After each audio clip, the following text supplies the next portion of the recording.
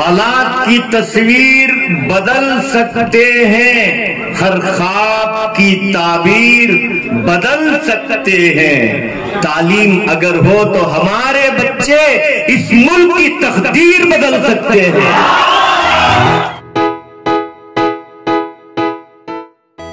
बेंगलुरु की Lal Bahadur Shastri government first grade college का graduation day.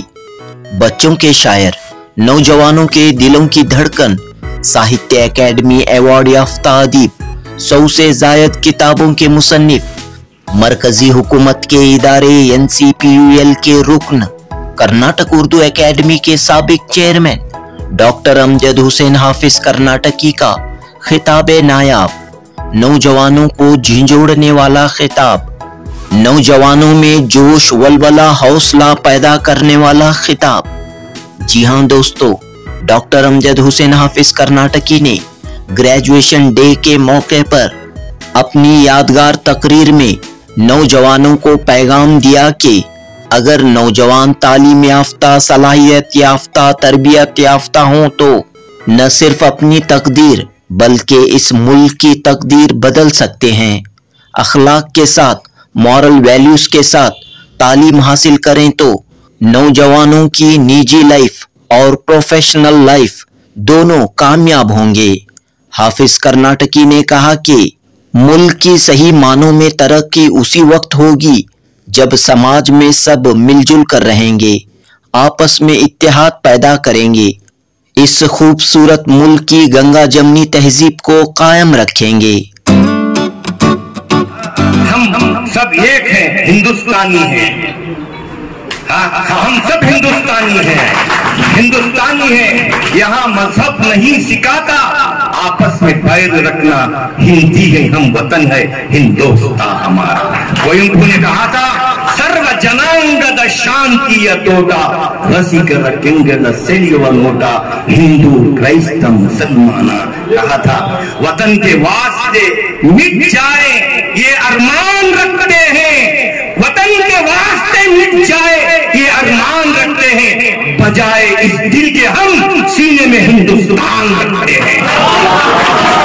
हम हिंदुस्तानी हैं, झूठे हिंदुस्तानी नहीं। यहाँ देखिए पूरे हम सब भाई भाई मिलकर बैठे हुए हैं।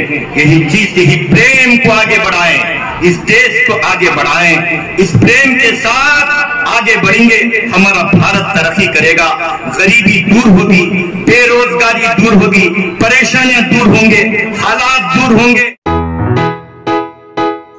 29 मई 2025 Lal Bahadur Shastri government first grade college के लिए एक यादगार दिन था। बीकॉम और BBA का कोर्स मुकम्मल करने वाले साल 2025 की बैच के स्टूडेंट्स का ग्रेजुएशन डे था। डॉक्टर अमजद हुसैन हाफिज कर्नाटकी और रियासत की मशहूर समाजी व सियासी शख्सियत सैयद शफीउल्लाह मेहमानाने खुसूसी थे। कॉलेज के प्रिंसिपल डॉक्टर मोहम्मद मंजूर नोमान की सदारत में कोएम्पो ऑडिटोरियम में ये यादगार जलसा मुनअक़द हुआ। सैयद शफीउल्लाह ने इस बात पर जोर दिया कि नौजवान अपनी जिंदगी में एक बड़ा विजन रखें, समाज के तकाज़ों को समझते हुए जिंदगी गुजारें।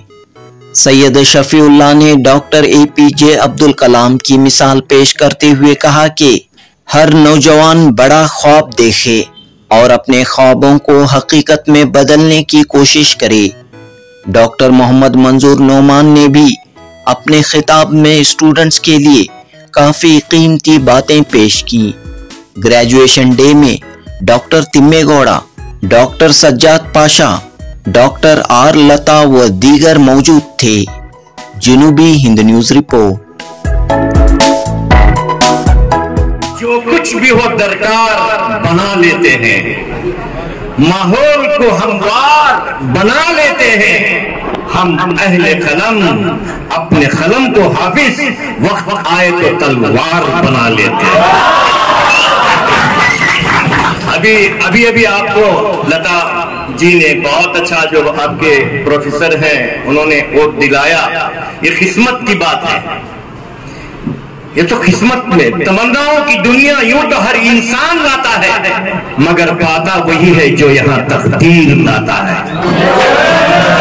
کچھ کام نہیں کرتی تبرتیر کے آگے، تقدیر میں مرتے ہی تدبیر کے آگے۔ لیکن آپ نے بڑے مقدر کی بات ہے کہ آپ ماشاءاللہ کہ آپ کو میں سب سے پہلے آپ کو مبارکباد دیتا ہوں، اور آپ کو مبارکبادی کے ساتھ آپ کے اساتذہ کو بھی مبارکباد دیتا ہوں۔ اس سے بڑھ کر جنہوں نے آپ کو یہاں سیٹ پر بٹھایا، آپ کے والدین کو بھی مبارکباد دیتا ہوں۔ صدر جلسہ ڈاکٹر منظور نعمان صاحب، پرنسپل لال بہادر شاستری کالج گورنمنٹ فرسٹ گریڈ کالج ہے۔ بڑی خوشی کی بات ہے کہ آپ نے اپنی خوبصورتی کو، اپنے حسن کو، اپنے جمال کو گویا بکھرا دیا، اور آج ایک ایسی ٹیم کو آپ باہر نکال رہے ہیں جو کئی خاندانوں میں بسی ہوئی ہے۔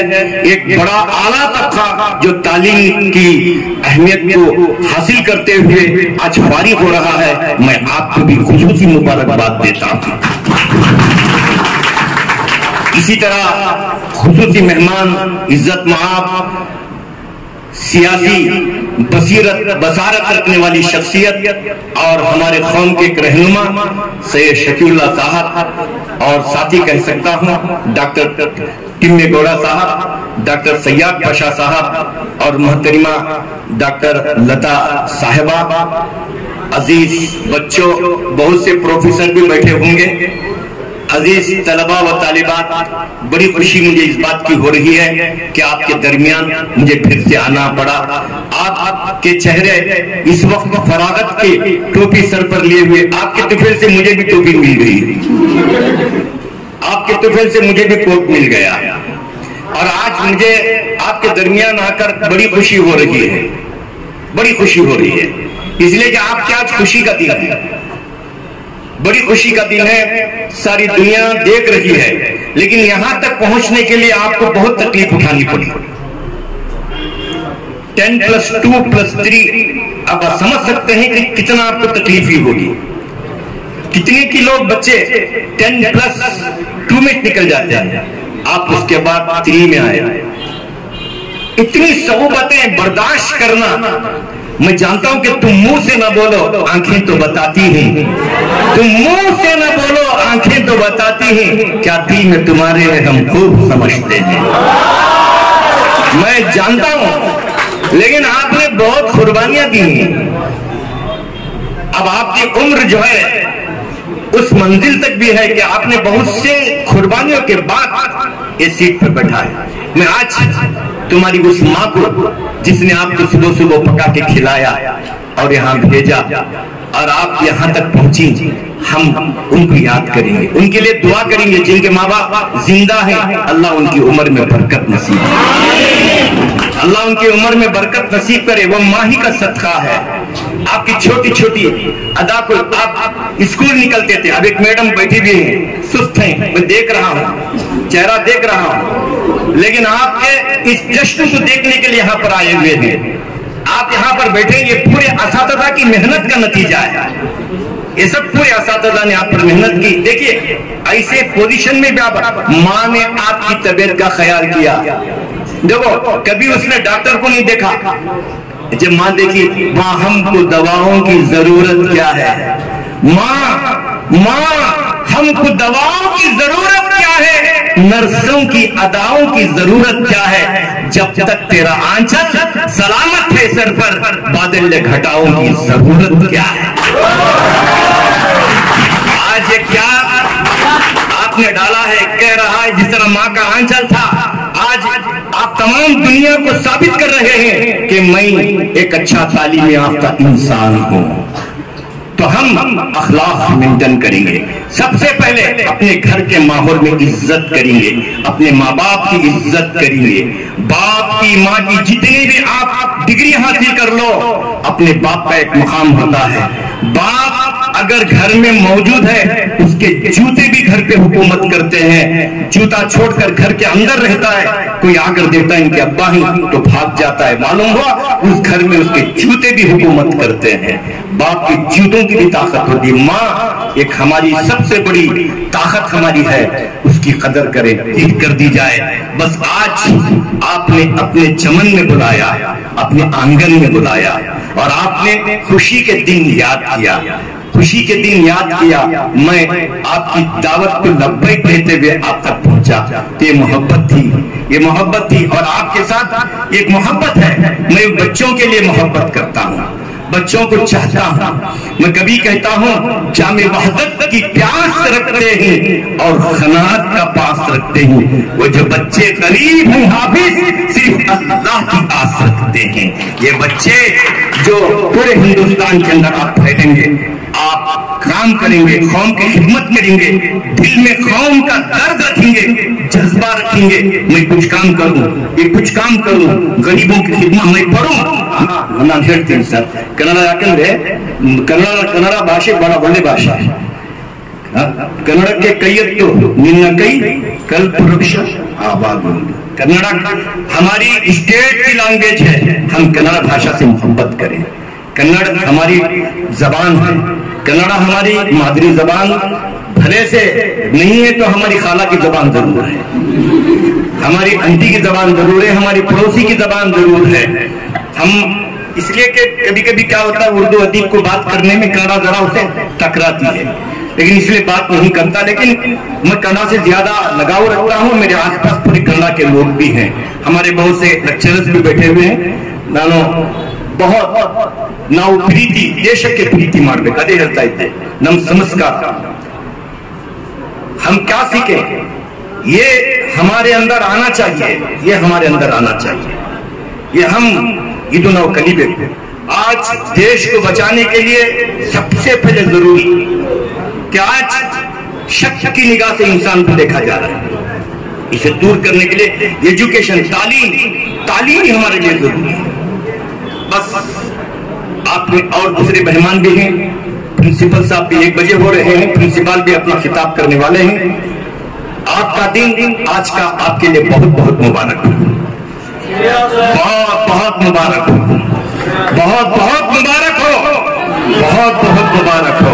आज का दिन मुबारकबाद के इन पैगाम के साथ ये आपको आज का ये एजाज जिंदगी भर रहे। आज का दिन कभी आप नहीं भूलेंगे और इस कॉलेज को कभी आप नहीं भूलेंगे, इस प्रिंसिपल को कभी आप नहीं भूलेंगे। जिस प्रिंसिपल को मैंने बहुत करीब से देखा, करीब आओ तो शायद उन्हें समझ लोगे, फासिले ही गलत फहमियां बढ़ाती है, लेकिन समझ लो बहुत। उनके चैम्बर पर मैं पहले भी बैठा, खाली सिर्फ किसी की मदद करना, किसी को ताउन करना, गवर्नमेंट कॉलेज में बैठकर। ऐसे लोग भी हैं, करो मेहरबानी तुम अहले ज़मीन पर, खुदा मेहरबा होगा अर्शे बरी पर। खुदा रहम करता नहीं उस बशर पर, न हो दर्द की चोट जिसके जिगर पर। ये है मोहब्बत आपकी। सिर्फ एक फोन किया, मैं बच्चों को पढ़ा रहा था, ऐसे मेरा शायरी वगैरह पढ़ाना रहता है। हजरत का फोन आया, कहने लगे कि हमारा बच्चों का ग्रेजुएशन डे है फला तारीख। ठीक है सर, अल्हम्दुलिल्लाह वही कबूल कर लिया। लेकिन बाद में मुझे मालूम हुआ कि मई में है, जून में समझ में नहीं आ रहा, दूसरों को फोन किया। एक ही दिन पहले कोई बोल दे क्या, लेकिन मोहब्बत ये थी कि मैं फौरन निकल पड़ा, बहुत निकल पड़ा। मैं आया हूं कि आपकी मोहब्बत में बस जितने फारिग हो रहे हैं, अल्लाह आपको सबको खिदमत का जज्बा अता करे। सिर्फ अपने पेट के लिए करना नहीं है, खिदमत ऐसे बनना है, मॉडल बने जो कौम की खिदमत का जज्बा रखकर खिदमत कर। आगे नौकरी तो जरूर मिलेगी, नौकरी जरूर मिलेगी, खिदमत करने वाले को अल्लाह रास्ता जरूर दिखाते हैं, जरूर दिखाते हैं। जरूर आपको खिदमत का जज्बा दिखाने वालों को रास्ता मिलेगा। बस इन कलिमात के साथ आज आपके कॉलेज के तमाम स्टाफ का आपने अपना समझकर ಇವ ನಮ್ಮವ ಅಂತ ಲಾಸ್ಟ್ ನಲ್ಲಿ ಬಸವಣ್ಣ ಕತ್ ನೀವು बोल के ಇವ ನಮ್ಮವ ಅಂತ ನೀವು ಕರೆದಿದ್ದೀರಿ, ನಿಮ್ಮೆಲ್ಲರಿಗೂ शुक्रिया अदा करता हूं। जय हिंद, जय कर्नाटक। ನಾವೆಲ್ಲ ಈ ಗ್ರಾಜ್ಯುಯೇಷನ್ ಡೇ ಅಂತ ಸೇರಿದ್ದೇವೆ. ಈ ಸಂದರ್ಭದಲ್ಲಿ ತಮ್ಮ ಪ್ರಿನ್ಸಿಪಲ್ ಆದ ಸನ್ಮಾನ್ಯ ಮಂಜೂರ್ ನೋಮಾನ್ ಸಾಹೇಬರು ನನಗೆ ಈ ವಿಷಯ ಕರೆದು ನನಗೆ ಬಹಳ ಸಂತೋಷ ಆಯಿತು. ಯಾಕಂದ್ರೆ ಈ ಒಂದು ನಿಮ್ಮ ಜೀವನದಲ್ಲಿ ಗ್ರಾಜ್ಯುಯೇಷನ್ ಡೇ ಬಹಳ ದೊಡ್ಡ ಒಂದು ಮುಖ್ಯ ಟರ್ನಿಂಗ್ ಪಾಯಿಂಟ್ ಆಗಿರುತ್ತೆ. ಇದರಲ್ಲಿ ಬೇಕಾದಷ್ಟು ನೀವು ಕಲ್ತಿದ್ದೆಲ್ಲ ಮುಂದಕ್ಕೆ ಲೈಫಲ್ಲಿ ಅದನ್ನ ಮುಂದುವರಿಸ್ಕೊಂಡು ಹೋಗ್ಬೇಕಂದ್ರೆ ಎಲ್ಲದಕ್ಕಿಂತ ಮುಖ್ಯವಾಗಿ ನಿಮ್ಮಲ್ಲಿ ಒಬ್ಬೊಬ್ಬರು ನಮ್ಮ ಸಮಾಜಕ್ಕೆ, ಸಮಾಜದ ಪ್ರತಿಯೊಬ್ಬರಿಗೂ ಲಾಭದಾಯಕ ವ್ಯಕ್ತಿಯಾಗಿ ಜೀವನ ನಡೆಸಬೇಕು. ಯಾವತ್ತು ಯಾವುದೇ ವ್ಯಕ್ತಿ ಬೇರೆಯವರಿಗೆ, ಪರನಿಗೆ, ಎಲ್ಲರಿಗೂ ಲಾಭದಾಯಕನಾಗಿರುತ್ತಾನೋ ಆ ಸಂದರ್ಭದಲ್ಲಿ ಅವನಿಗೆ ತಾನಾಗೆ ಎಲ್ಲ ಜಾಗದಲ್ಲೂ ಪ್ರಾಮುಖ್ಯತೆ ದೊರಕುತ್ತೆ. ಅವನೇನು ಹೋರಾಡಬೇಕಾದಿಲ್ಲ, ಕೇಳ್ಕೊಬೇಕಾದಿಲ್ಲ, ಹೆಸರು ಆಮೇಲೆ ಏನೇನು ದಕ್ಕಬೇಕು ಅವ್ರಿಗೆಲ್ಲ ದಕ್ಕುತ್ತೆ. ಅವನು ಆ ಮನುಷ್ಯ ನಮ್ಮ ಒಂದು ಸಮಾಜಕ್ಕೆ, ಜನರಿಗೆ ಲಾಭದಾಯಕವಾದ ಜೀವನ ನಡೆಸಬೇಕು. ಹಾಗಾದ್ರೆ ಏನ್ ಮಾಡ್ಬೇಕು? ಲಾಭದಾಯಕ ಜೀವನ ನಡೆಸಬೇಕಾದ್ರೆ ಏನ್ ಮಾಡ್ಬೇಕು? ಹೇಗಿರ್ಬೇಕಂದ್ರೆ ಬೇರೆಯವರ ಹಕ್ಕುಗಳ ತಿಳ್ಕೊಳ್ಬೇಕು, ಅರ್ಥ ಮಾಡ್ಕೊಂಡಿರ್ಬೇಕು. ಎಲ್ಲ ನಮ್ಮ ಸಮಾಜದ ಎಲ್ಲ ಜನ ಏನ್ ಹಕ್ಕುಗಳು ಹೊಂದಿದ್ದಾರೆ, ನಮ್ಮಿಂದ ಏನ್ ಬಯಸ್ತಾರೆ, ನಾನು ಒಂದು ಒಳ್ಳೆ ವ್ಯಕ್ತಿಯಾಗಿ ಅವ್ರ ಜೊತೆಯಲ್ಲಿ ಯಾವ ರೀತಿ ನಡ್ಕೊಬೇಕು, ಇದ್ರ ಬಗ್ಗೆ ಬಹಳ ಗಮನ ಕೊಟ್ಟು ಜೀವನ ನಡೆಸಬೇಕಾಗುತ್ತೆ. ಏನು ಕಷ್ಟ ಇಲ್ಲ. ಯಾಕೆ ಅಂದ್ರೆ ನೀವು ನೋಡಿ, ಈಗ APJ ಅಬ್ದುಲ್ ಕಲಾಂ ಅವರು ಇದ್ರು, ನಮ್ಮ ಮಾಜಿ ರಾಷ್ಟ್ರಾಧ್ಯಕ್ಷ ಆಗಿದ್ರು. ಈಗ ಸ್ವರ್ಗವಾಸಿಯ APJ ಅಬ್ದುಲ್ ಕಲಾಂ ಅವರು ನಮ್ಮ ಇಂಥ ಒಂದು ಸಂದರ್ಭದಲ್ಲಿ ಸ್ಟೂಡೆಂಟ್ಸ್ಗೆ ಮಾತನಾಡುವಾಗ ಅವ್ರು ಹೇಳಿದ್ರು, ನೀವೆಲ್ಲ ದೊಡ್ಡದಾಗಿ ಕನಸು ಕಾಣುವುದನ್ನು ಮನಗೊಳ್ಳಿ.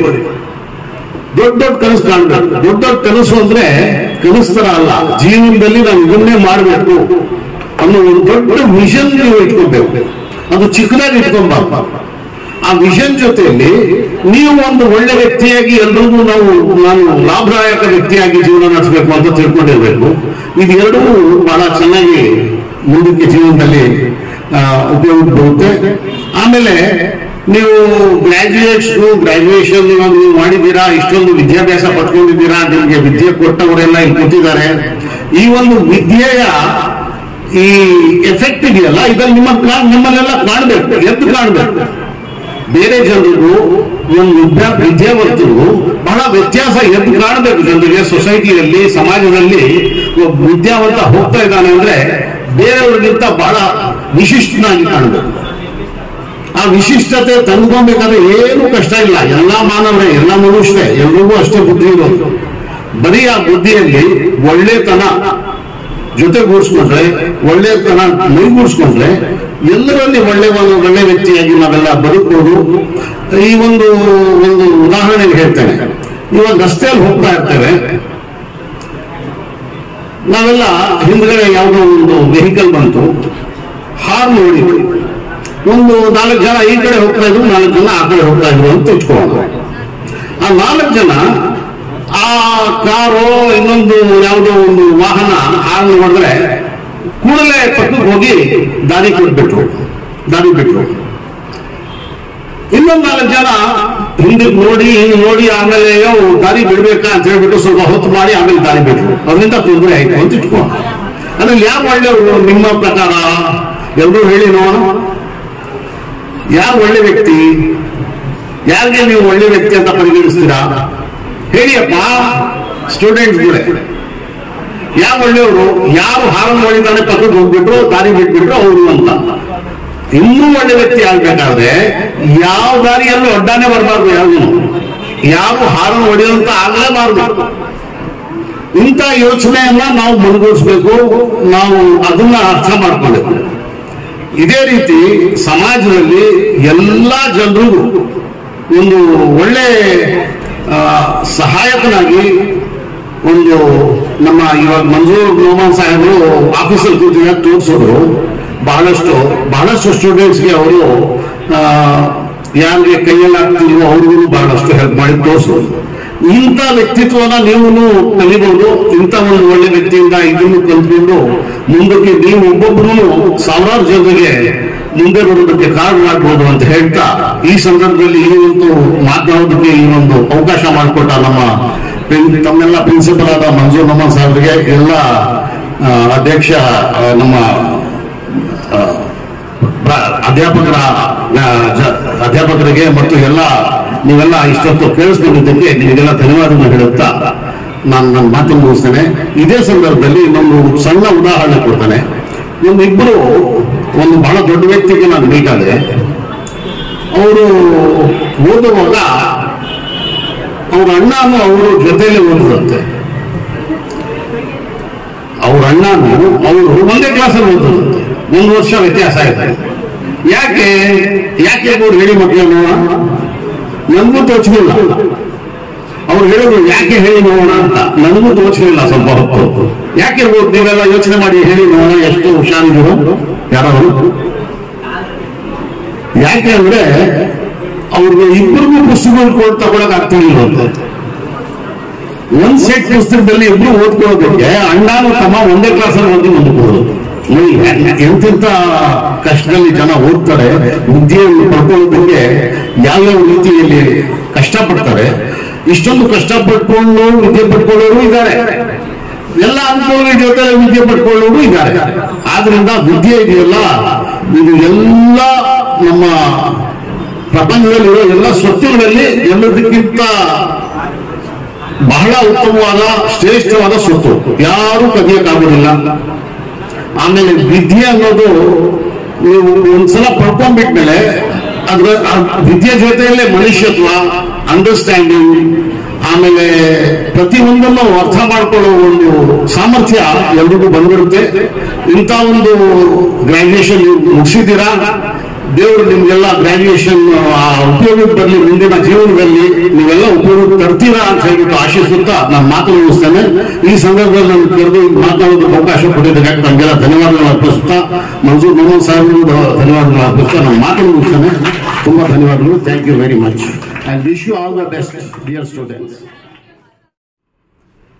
चलते ही रहो चलना इंसान का मुकद्दर है, चलते ही रहो चलना इंसान का मुकद्दर है, ठहरोगे तो पांव में जंजीर जन्म लेगी. We are in the program which is very important, historic, holistic and memorable and beautiful program. Because it is beautiful because of you. Because with the education, not only commerce education, management education, with the education of moral, you have become morally strong. Though your heads are having degree caps and your face is showing the culture, the moral and the things taken from our teachers all the 3 years and different lecturers, special lectures and skill-based programs, career-based programs. We conducted many programs in which you have learned many things, not only your academic studies, but you have learned so many things. And we made you like that. You will not be failure in any interview because we have given training to face the interview also. And our college is that many students are going for jobs after the college hours, and other college students also come to me and they ask me to help in this matter. Sir, we doesn't have any job our college didn't have job mela. That's why in this matter you will help me. Even engineering students will come to me. Along our college students, I help them too. Nobody is there who doesn't have any job. Everybody is having job, and after going also, you will get the jobs also. Because if anybody doesn't have job, you come to me directly, and we will conduct job mela also in future. And many companies contact, and our placement officer Satish sir also, they will contact to him also, to me also. Any student those who doesn't have any job, you tell me sir, will provide the job. Not the job of 10,000, 12,000, 15,000, maybe 20,000, 25,000, 30,000. Our students are getting 1,50,000 also. Yesterday also, one student came to meet me. Name was D'Souza, I think so. I asked how much you are getting. She told me that with the teacher and your dedication, sir, we are getting more than 1 lakh rupees. Like that, our BBA student, BCom student getting. And initially, my एक share पढ़ा, in which I told that we have to work, we have to give something to the society. ನಾವು ಕೊಡಬೇಕಾಗಿದೆ ಸೊಸೈಟಿಗೆ. Society ಈಗ ನಮ್ಗೆ ಕೊಟ್ಟಿದೆ, ಈಗ ನಾವು ಸೊಸೈಟಿಗೆ ಕೊಡೋದೇನೆ. You have seen the reverse, that it will flow and it will use to the others. It will not take. Reverse will use the water to others and more water to the seas. Those will use, they will be sweet. Rivers are sweet. Their water are not hard water. Sweet water it will be, soft water it will be, because they will use something. And sea, you can see, samudra ನಾವು ಹೇಳ್ತೀವಲ್ಲ, ಸಮುದ್ರ जिसे कहते हैं, it will take the water. It will not give the water to the rivers. It will take the water. That's why it become hard water, salty water, because it's only taking, not giving. Those who give become sweet, those who take become hard and salty. And those who will not walk, stand there itself. We have seen that stagnation water, it will be bad smell. Dirtiness will be found in that water. Those who stand, those who will not walk in their life, they are like that one, that like a dirty water. Till 3 years, we trained you to how you should walk in the future life. Now you will be a part of the society. No, till then you are student. Some students will go for higher studies, MCom, MBA. Some after that also they will do PhDs, and some goes for the competitive exams, KS, IAS, IFS, IRS, other competitive exams also, banking exams also. They continue their education in future, but some of the students, due to financial crisis, they will go for jobs, and there they will face challenges. Till then, you are under the shadow of the teachers and college. There were 4 wars, but now in our life there will be no wars, there will be no shadow. You have to face the challenges of the society by yourself. You have to stand yourself, and you have to make yourself to tackle the situation also. You should have patience. ತಾಳ್ಮೆ ಇರಬೇಕು ನಮ್ಮಲ್ಲಿ, ಇಲ್ಲಿಂದ ಆಗೋದಿಲ್ಲ. ಮತ್ತೆ नसीब अज़्मो इरादा का साथ देती है, नसीब अज़्मो इरादे का साथ देती है, कोई भी सुस्त कदम मर्द कारवा ना हुआ. ನೀವು ನಿಮ್ದು ಭವಿಷ್ಯ ಮತ್ತೆ ನಿಮ್ದು ಲಕ್ ಯಾವಾಗ ನಿಮ್ಗೆ ಸಾಥ್ ಬರ್ತದೆ ಅಂದ್ರೆ, ನೀವು ಕರೆಕ್ಟ್ ಇರಬೇಕು. ಮಾನಸಿಕವಾಗಿ ನಿಮ್ ಥಾಟ್ಸ್ ಕೂಡ ಕರೆಕ್ಟ್ ಇರಬೇಕು. ಸುಮ್ಮನೆ ಕೊಟ್ಕೊಂಡ್ರೆ ನಮ್ಗೆ ಆಗೋದಿಲ್ಲ ಅಂದ್ರೆ ಆವಾಗ ಸಕ್ಸಸ್ ಆಗಕ್ಕೆ ಆಗೋದಿಲ್ಲ. To apply the knowledge and skills acquired during my academic journey at Lal Bahadur Shastri Government First Grade College for the betterment of both myself and society. I owe to uphold the principles of integrity, strive for excellence around me. With empathy as my guide, I commit to a path of lifelong learning and ethical leadership. Through education, determined to let my actions reflect its transformative powers and to work towards a brighter, more inclusive future to all. Thank you all.